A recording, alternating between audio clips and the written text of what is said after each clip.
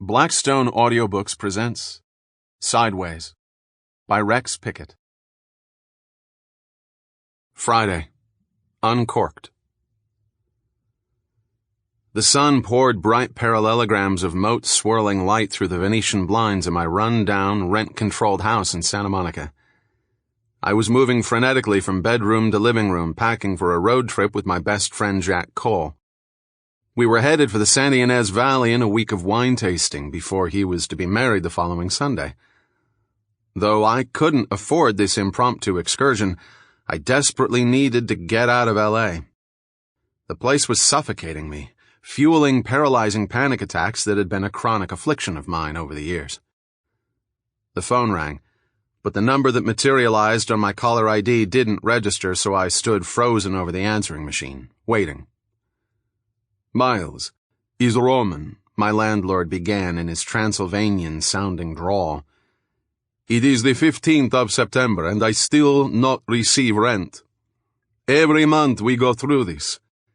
If I don't get check by tomorrow, I have no choice but to begin eviction. I don't like this. You are my friend. I know you are starving, writer." I levered the volume on the answering machine to 0, the hair on my forearms tingling. The rest of Roman's exhortation I could recite from memory. He would warm up with how lenient he had been. Then he would launch into a foaming-at-the-mouth diatribe about how my financial shortcomings were the cause of his elevated blood pressure and a host of other onuses that daily racked him on the property owner's cross. His jeremiads were worthy of Job, and their intent was to make me feel guilty and scrape together the $850 in question. I resumed packing, the call pecking away at the edges of my already frayed psyche. Into my travel-scarred suitcase I threw a couple of bleak-themed novels I knew I would never crack.